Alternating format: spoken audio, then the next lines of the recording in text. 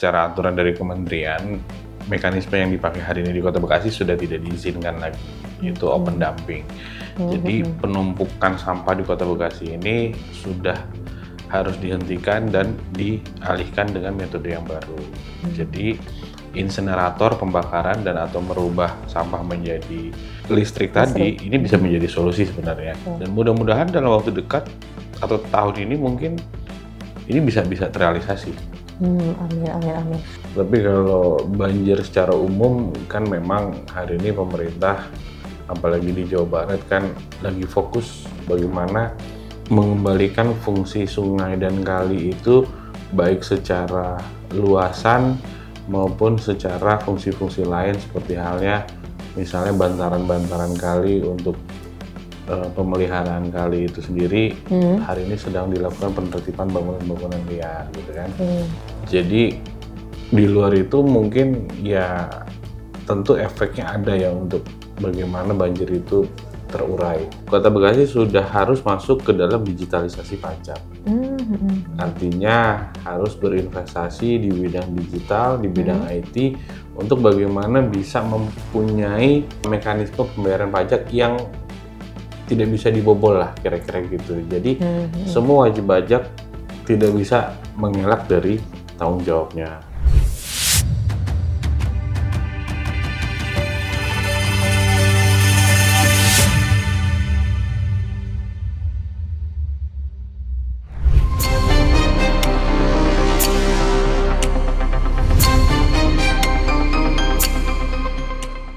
Assalamualaikum warahmatullahi wabarakatuh. Halo RJ Setia, kembali lagi bersama kami dalam podcast Unjuk Bicara, spesial segmentase Bicara Parlamentaria.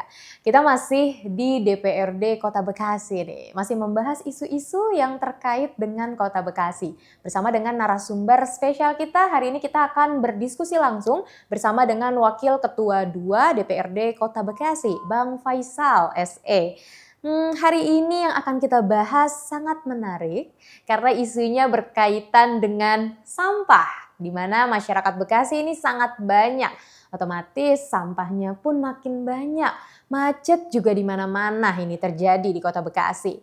Jadi daripada kita bertanya-tanya seperti apa peran dari pemerintah Kota Bekasi, langsung aja kita tanyakan kepada ahlinya dan juga orang di baliknya langsung yang berperan dalam mengatasi isu tersebut. Langsung saja kalau begitu kita sapa narasumber spesial kita hari ini. Beliau merupakan Wakil Ketua 2 DPRD Kota Bekasi. Ada Bang Faisal bersama kita hari ini. Assalamualaikum Bang Faisal. Waalaikumsalam, Mbak Fitri, sehat? Sehat, Alhamdulillah. Bang gimana kabarnya, sehat juga? Alhamdulillah, baru selesai rapat Banggar. Oh benar, kelihatan sih ya, kelihatan.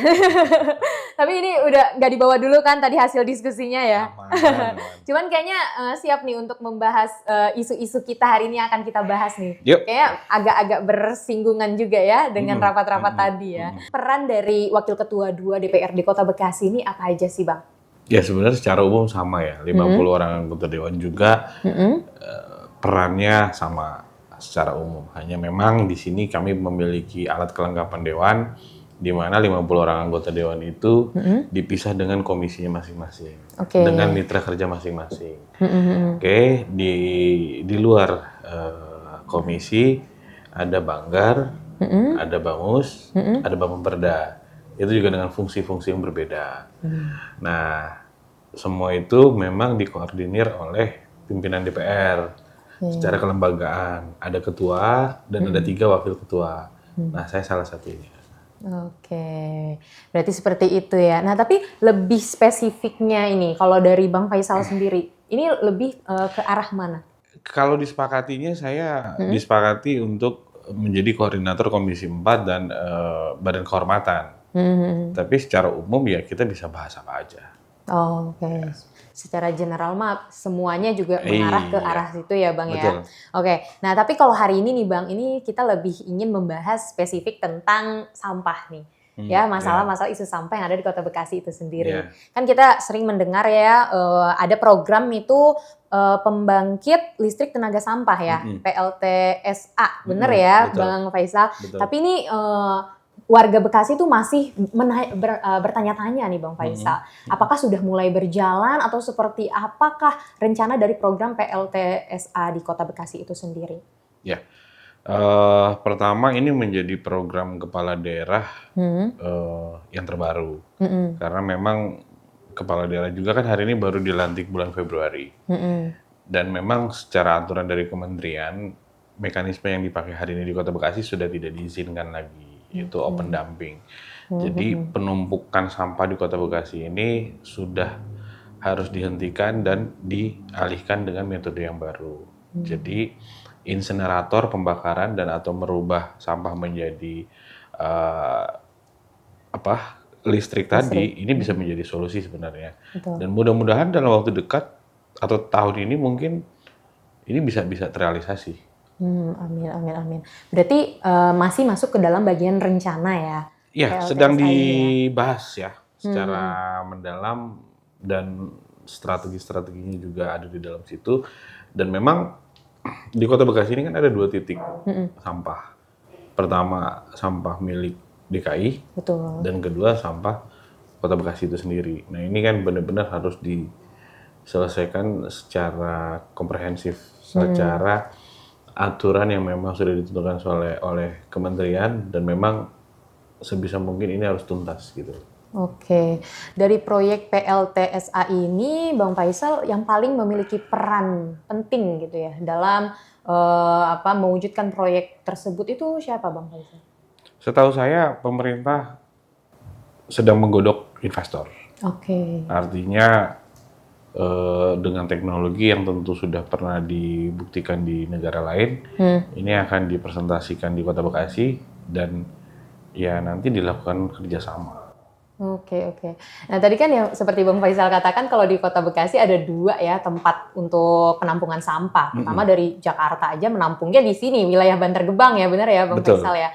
Nah itu Kota Bekasi kan otomatis jadi tempat lah gitu, pusatnya lah untuk menaruh pembuangan sampah tersebut. Ada nggak sih Bang Faisal regulasi program antara program dari DKI dengan Kota Bekasi bekerja sama gitu dalam menangani sampah ini?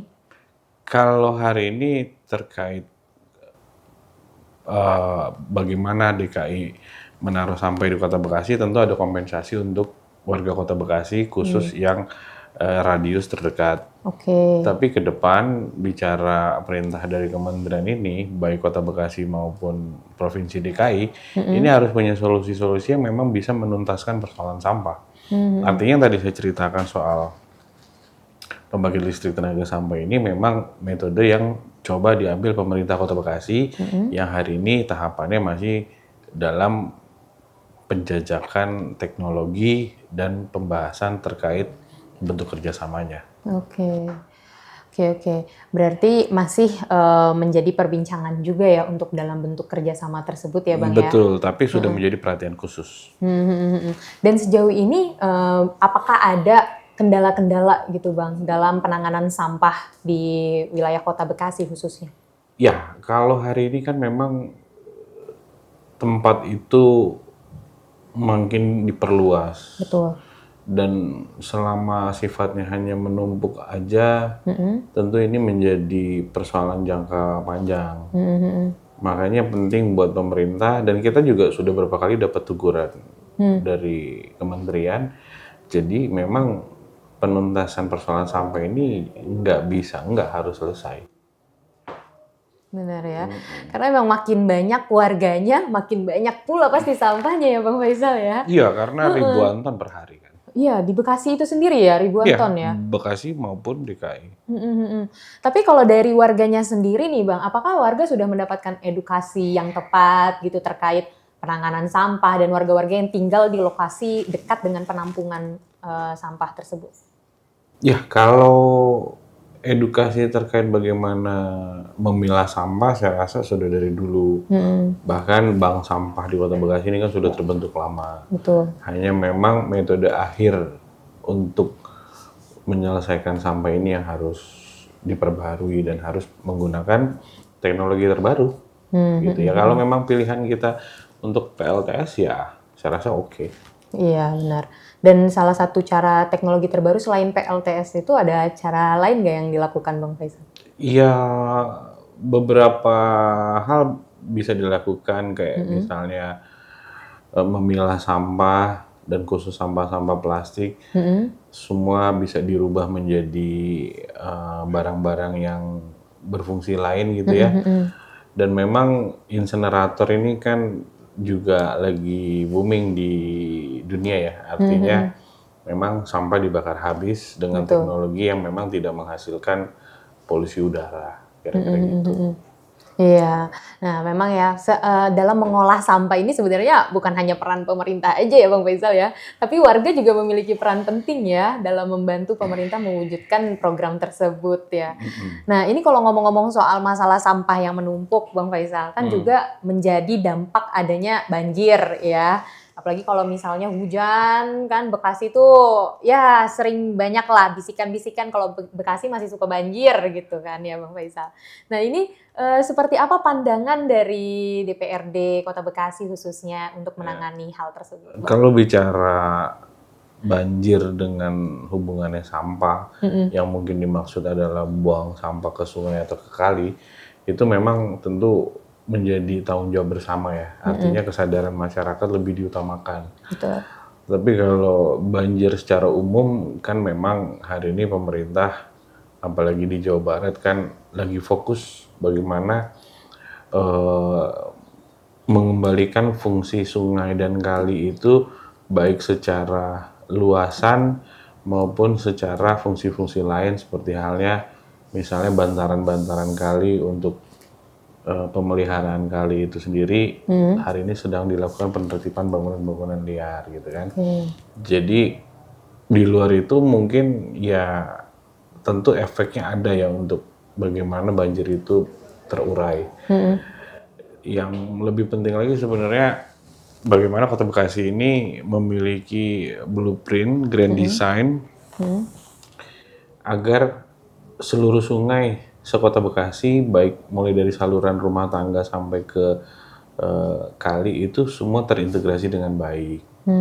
Itu kan juga menjadi urusan penting kalau kita bicara banjir. Betul, betul. Dan kalau dibicarakan soal bagaimana ini menjadi standarisasi pemerintahan, ya tentu jalanan yang terintegrasi, trotoar yang terintegrasi, dan saluran air yang terintegrasi ini menjadi standarisasi pemerintah harus memiliki desain utama, peta desain, dan hari ini Bekasi belum punya.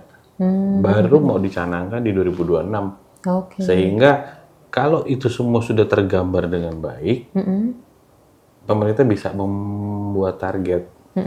Tahun ini kita mau bangun yang mana, alasannya apa, tahun depan selanjutnya seperti apa, skala prioritasnya bagaimana, itu bisa enak cara ngebacanya. Oh iya betul. Berarti itu masuk ke bagian RPJMD ya, Bang Faisal ya. Betul. Heeh. Nah, berarti kan tadi Abang bilang target 2026 ya, Ya, roadmap sudah itu dalam bisa perencanaan ya. dalam perencanaan. Nah, selama masa menunggu perencanaan tersebut nih Bang, langkah-langkah sederhana yang sudah dilakukan oleh DPRD Kota Bekasi untuk mengatasi banjir tersebut apa nih Bang?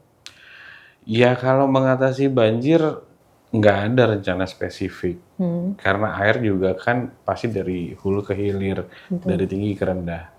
Jadi ya sebisa mungkin dinas terkait dengan perangkat daerah sampai ke tingkat RW ya saling mensupport, memberikan informasi dan juga memberikan edukasi yang baik ke masyarakat gitu. Ya seperti tadi jaga kebersihan, buang sampah jangan sembarangan, memelihara saluran yang memang sudah ada, jangan sampai ada timbunan dan lain sebagainya, kira-kira gitu. Iya, jadi tetap ya butuh kerjasama juga, peran warga itu penting ya Bang ya. Betul. Tapi sejauh ini drainase di Kota Bekasi itu sendiri gimana sih menurut Itu Bang tadi saya Faisal? bilang, belum ada grand design-nya. Belum ya, belum ada grand design-nya ya. Jadi harus ada gambar menyeluruh trotoar Iya ya. bersampingan dengan jalan. Jadi tiga ini harus sudah lengkap gambar di Kota Bekasi. Wah, semoga nanti untuk proses menuju itu ya Bang semuanya dilancarkan, ya Iya. kan? Semua program pemerintah juga berjalan dengan baik, apalagi untuk mewujudkan visi Kota Bekasi itu sendiri, yang nyaman kotanya, Betul. Jadi sejahtera masyarakatnya, dan seperti itu. memang pada saat pemerintah mau merencanakan semua pembangunan dan kegiatan-kegiatan lain, tentu kan kita butuh support anggaran. Ah, betul. Dan ini menjadi fokus kami juga dalam rapat Banggar tadi untuk bagaimana pemerintah bisa mengatasi kebocoran-kebocoran anggaran yang ada, potensi-potensi pendapatan yang harusnya bisa kita raih, supaya pemerintahnya juga punya uang banyak. Nah, kalau punya uang banyak, apapun kegiatan program kerja mereka tentu bisa selesai. Iya, benar. Ini menarik nih Bang, kemarin kan kami juga sempat berbincang ya mengenai APBD ya waktu itu. Dan ada respon nih dari masyarakat bahwa masyarakat penasaran, kadang menuntut untuk meminta transparansi anggaran nih Bang, atau transparansi APBD. Ini gimana tanggapan dari Abang sendiri? Ya, itu yang tadi hasil rapat yang kita diskusikan bahwa memang hari ini Kota Bekasi sudah harus masuk ke dalam digitalisasi pajak. Artinya harus berinvestasi di bidang digital, di bidang IT untuk bagaimana bisa mempunyai mekanisme pembayaran pajak yang tidak bisa dibobol lah kira-kira gitu. Jadi semua wajib pajak tidak bisa mengelak dari tanggung jawabnya. Dan ini efeknya saya rasa sangat besar ya. Betul, apalagi terkait tadi APBD tadi ya, karena memang setiap pembangunan butuh sekali ya dana dari APBD itu tersebut. Oke, Bang Faisal, kita masuk ke pembahasan berikutnya nih terkait masalah-masalah di Kota Bekasi. Kalau tadi kita udah bahas soal sampah ya, terus kita juga bahas tentang banjir. Ini hal lain nih, kita kan tahu bahwa di Kota Bekasi ini wali kota membuka dengan lebar kesempatan bagi para investor untuk berinvestasi di Kota Bekasi ya. Otomatis kan jadi banyak peluang pekerjaan yang datang nih Bang Faisal. Jadi banyak juga orang yang mengadu nasib di Kota Bekasi. Tapi semakin banyak warga, jadi makin penuh volume masyarakat dan kendaraannya, menyebabkan macet di mana-mana. Nah, itu peran dari DPRD Kota Bekasi untuk mengatasi kemacetan tersebut nih. Menurut Bang Faisal Jadi tadi seperti kalau apa? sebenarnya nyimak apa yang tadi saya sampaikan, seandainya pemerintah Kota Bekasi ini sudah memiliki gambaran umum bagaimana pembangunan 5 tahun ke depan, tentu dia akan mengantisipasi semua hal. Contoh kayak tadi saya katakan, kalau jalanan sekota Bekasi sudah terintegrasi, sudah termapping dengan baik, dan kalau pemerintah itu memikirkan titik-titik investasi itu adanya di mana saja, tentu kan infrastruktur ini mengikuti Jadi pembangunannya. rapih ya. Jadi kan mereka punya perencanaan kan. Saya sudah punya gambar nih. Nanti kayaknya di wilayah ini saya mau taruh titik investor untuk khusus misalnya pabrikasi dan lain sebagainya. Oh ternyata dari gambar yang udah ada, ternyata kami masih kekurangan infrastruktur jalan begini dan lain sebagainya. Ini kan sudah bisa terbaca dengan sangat mudah kalau itu punya. Makanya tadi saya bilang 2026 ya segera desain itu diselesaikan dan pemerintah bisa mengembangkan ini semua. Itu tadi salah satunya, karena kita udah tahu grand design seperti apa, wilayah ini ternyata masih minim pembangunan, bagaimana kalau kita taruh investor di sini supaya pembangunan lebih merata, masyarakatnya bisa lebih merasakan lagi bagaimana bisa kerja dengan baik di dekat rumah mereka, itu kan peta itu bisa berfungsi. Oke, dalam membentuk grand design itu apakah perlu juga peran masyarakat untuk memberikan aspirasi gitu? Kayak misalnya masyarakat ingin juga nih Kota Bekasi ada fasilitas seperti ini gitu, terus sampaikan kepada pemerintah. Ya, bebas, silahkan. Karena kan juga kita memiliki ruang yang namanya musrembang. Artinya usulan dari bawah ke atas itu metodenya sudah ada gitu. Jadi bisa mendapatkan masukan dari masyarakat juga ya Bang Faisal ya. Betul. Iya. Oke, wah kita harus menunggu ya tentunya warga Kota Bekasi dan mendukung setiap program-program dari pemerintah Kota Bekasi itu sendiri. Dan terutama nih peran kita juga sangat penting nih pemirsa, bukan hanya pemerintah saja, namun peran warga dalam mensupport dan memberikan dukungan penuh itu sangat dibutuhkan oleh pemerintah Kota Bekasi. Oke, Bang Faisal, ini sebelum kita mengakhiri ya, karena kan banyak sekali aspirasi-aspirasi yang kita dengar dari masyarakat Kota Bekasi. Dari Bang Faisal sendiri, bagaimana sih langkah ketika masyarakat ini ingin menyampaikan langsung suaranya nih kepada anggota dewan misalnya atau kepada DPRD Kota Bekasi itu dapat melalui apa, Bang Ya, Faisal? tadi yang pertama saya katakan sebenarnya ada wilayah yang namanya musrembang. Musrembang. Biasanya RT mendengar keluhan dari masyarakat, ditampung dan disampaikan ke RW. RW disampaikan di dalam musrembang kelurahan dan seterusnya berjenjang sampai atas. Kedua, ada lagi ruang yang namanya reses anggota dewan. Setahun 3 kali anggota dewan bertemu dengan konstituennya di daerah pemilihannya, mengundang dan berdiskusi. Artinya di situ masyarakat juga bisa menyampaikan usulan, keinginan maupun keresahannya. Ada lagi ruang yang terbuka 24 jam yaitu gedung DPRD. Ya kan, dengan komisi yang tadi saya katakan sudah terbagi-bagi tugasnya.